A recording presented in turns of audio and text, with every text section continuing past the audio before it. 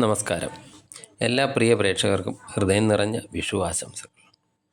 നക്ഷത്രചക്രത്തിലെ 27ാമത്തെ നക്ഷത്രമായ മീനക്കൂറിൽ വരുന്ന രേവതി നക്ഷത്രക്കാർക്ക് 2026 മേഷ വിഷു സംക്രമണത്തോടെ ആരംഭിക്കുന്ന ഈ പുതിയ വർഷം എങ്ങനെയൊക്കെയുള്ള ഫലങ്ങളാണ് കാത്തുവച്ചിരിക്കുന്നത് എന്ന് നോക്കാം.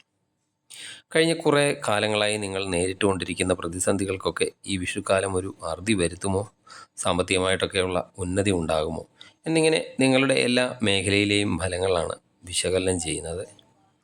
ഒപ്പം ദോഷഫലങ്ങളൊക്കെ അകറ്റാൻ നിങ്ങൾ ചെയ്യേണ്ട ലളിതമായ പരിഹാരങ്ങളും ഈ വീഡിയോയിൽ ഉൾപ്പെടുത്തിയിട്ടുണ്ട്. അതിനാൽ വീഡിയോ മുഴുവനായും കാണാൻ ശ്രമിക്കുക. ആദ്യം നിങ്ങളുടെ തൊഴിൽ എങ്ങനെ പോകുന്നു എന്ന് നോക്കാം. 2026 ഈ വിഷുക്കാലം നിങ്ങളുടെ കരിയറിൽ വലിയൊരു വഴിത്തിരിവിനാണ് സാക്ഷ്യം വഹിക്കാൻ പോകുന്നത്. ഗവൺമെൻറ് സർവീസിലോ അല്ലെങ്കിൽ സ്വകാര്യ മേഖലയിലോ ഒക്കെ ജോലി ചെയ്യുന്നവർക്ക് ഈ വർഷം നല്ല സമയമാണ്. ഈ വർഷം പകുതിക്കൊക്കെ ശേഷം അനുകൂലമായ സ്ഥലം മാറ്റത്തിനോ അല്ലെങ്കിൽ നല്ലൊരു പദവിയിലേക്കൊക്കെയുള്ള മാറ്റത്തിനോ സാധ്യതയുണ്ട്. സർക്കാർ ജോലിക്കായിട്ടൊക്കെ ശ്രമിക്കുന്ന രേവതി നക്ഷത്രക്കാർക്ക് ജൂൺ മാസത്തിനൊക്കെ ശേഷം മികച്ച ഒരു സമയമാണെന്ന് തന്നെ പറയാം. PSC പരീക്ഷകളിലും ഇൻ്റർവ്യൂകളിലുമൊക്കെ മികച്ച ഒരു പ്രകടനമൊക്കെ കാഴ്ചവെക്കാനും സാധിക്കുന്നതാണ്. വിദേശത്തൊക്കെ ജോലി ആഗ്രഹിക്കുന്നവരാണെങ്കിൽ ഈ വിഷുക്കാലം അവർക്കും നല്ല പ്രതീക്ഷകളാണ് നൽകുന്നത്. വിസ സംബന്ധമായിട്ടൊക്കെ എന്തെങ്കിലും തടസ്സങ്ങളൊക്കെ ഉണ്ടെങ്കിൽ ആ തടസ്സങ്ങളൊക്കെ നീങ്ങുകയും പുതിയൊരു തൊഴിലവസരങ്ങളൊക്കെ തുറക്കപ്പെടുകയും ചെയ്യുന്നതാണ്. അതുപോലെ തൊഴിലിടങ്ങളിലൊക്കെ മേലധികാരികളിൽ നിന്നും സഹപ്രവർത്തകരിൽ നിന്നുമൊക്കെ ഒരു നല്ലൊരു പിന്തുണയും ലഭിക്കുന്ന സമയമാണ്. നിങ്ങളുടെ ക്രിയേറ്റീവായിട്ടൊക്കെയുള്ള ആശയങ്ങളൊക്കെ അംഗീകരിക്കപ്പെടുകയും ഒക്കെ ചെയ്യുന്ന ഒരു സമയമാണ്. ഡിജിറ്റൽ രംഗത്തും സോഷ്യൽ മീഡിയ രംഗത്ത് ഒക്കെ പ്രവർത്തിക്കുന്നവർക്ക് ഈ വർഷം ഒരു നല്ലൊരു വളർച്ചാ സാധ്യത തന്നെ ഉണ്ട്. ശ്രദ്ധിക്കേണ്ട കാര്യം, ജൂലൈ ഓഗസ്റ്റ് മാസങ്ങളിൽ ജോലിസ്ഥലത്ത് അനാവശ്യമായ തർക്കങ്ങളിൽ ഏർപ്പെടാതിരിക്കാൻ ശ്രദ്ധിക്കേണ്ടതാണ്.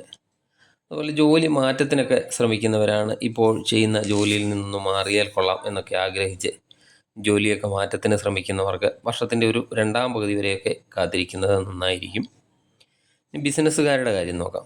സ്വന്തമായിട്ടൊക്കെ ബിസിനസ്സൊക്കെ നടത്തുന്നവർക്കാണെങ്കിൽ ഇതൊരു വിപുലീകരണത്തിൻ്റെ വർഷം എന്ന് തന്നെ പറയാം.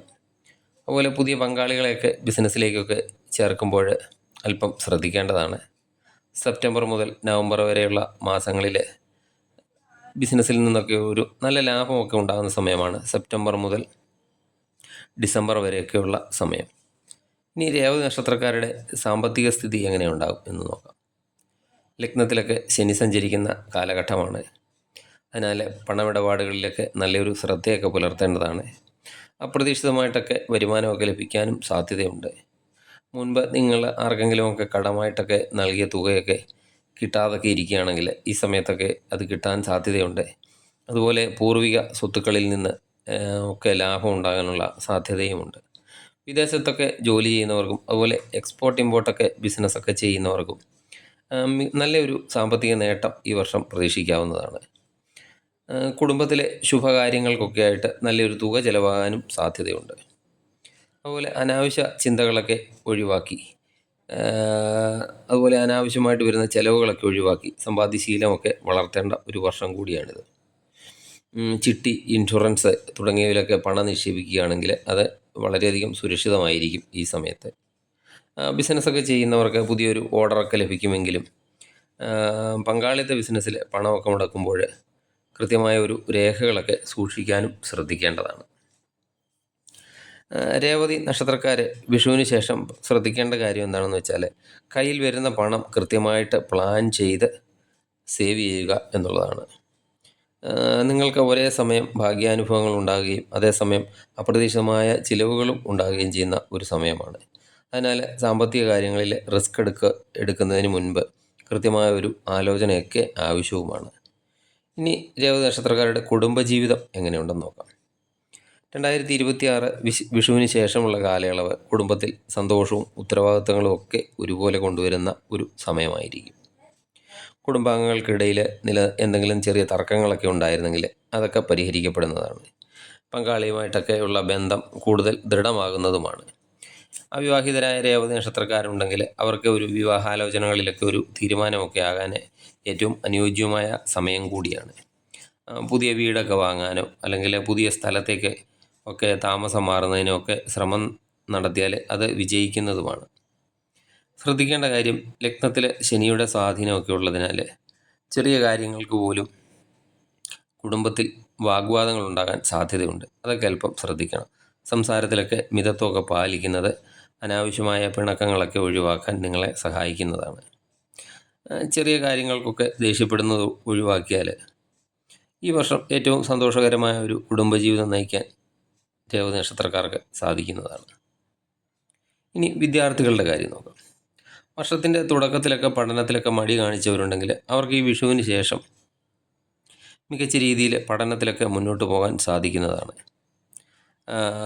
ശാസ്ത്രം, അതുപോലെ മാത്തമാറ്റിക്സ്, സാങ്കേതിക വിദ്യ എന്നീ വിഷയങ്ങളൊക്കെ പഠിക്കുന്നവർക്കാണെങ്കിൽ നല്ല സമയമാണ്.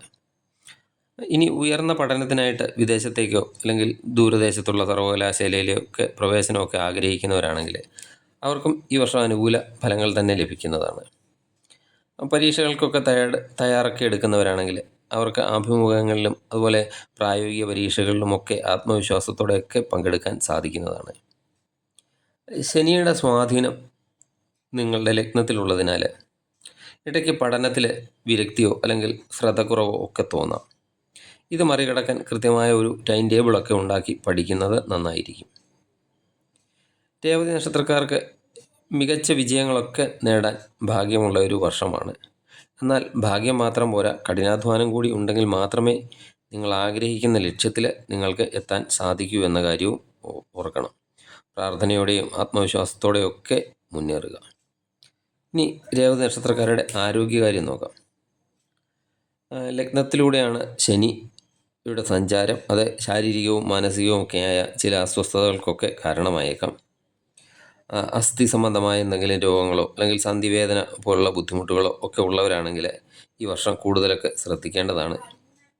ഭക്ഷണ കാര്യത്തിലൊക്കെ ഒരു അച്ചടക്കം പാലിച്ചില്ലെങ്കിൽ ദഹന പ്രശ്നങ്ങളോ അല്ലെങ്കിൽ എന്തെങ്കിലും അലർജിയോ ഒക്കെ ഉണ്ടാകാനും സാധ്യതയുണ്ട്.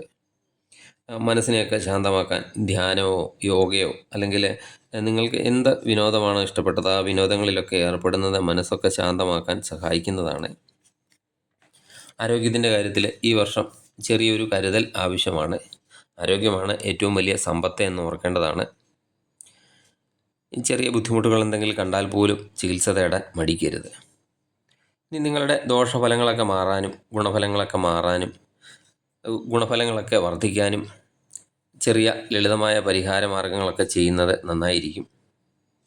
രേവതി നക്ഷത്രത്തിൻ്റെ അധിപൻ എന്ന് പറയുന്നത് ബുധനാണ്. അതിനാൽ മഹാവിഷ്ണു ക്ഷേത്ര ദർശനമോ അല്ലെങ്കിൽ ശ്രീകൃഷ്ണ ക്ഷേത്ര ദർശനമോ ഒക്കെ നടത്തി കഴിയുന്ന വഴിപാടുകളൊക്കെ ചെയ്യുന്നത് നന്നായിരിക്കും. ഇനി ശനിദോഷത്തിൻ്റെയൊക്കെ കാഠിന്യം കുറയ്ക്കാൻ ശാസ്താക്ഷേത്ര ദർശനം നടത്തി നീരാഞ്ജനം വഴിപാടൊക്കെ കഴിക്കുന്നത് വളരെയധികം നല്ലതാണ്. അതുപോലെ ശനിയാഴ്ചകളിൽ സസ്യാഹാരം ശീലിക്കുന്നതും നന്നായിരിക്കും. പാവപ്പെട്ടവർക്കൊക്കെ വസ്ത്രമോ അല്ലെങ്കിൽ ഭക്ഷണമോ ഒക്കെ നൽകുന്നത് ദോഷഫലങ്ങളൊക്കെ കുറയ്ക്കാൻ സഹായിക്കുന്നതാണ്.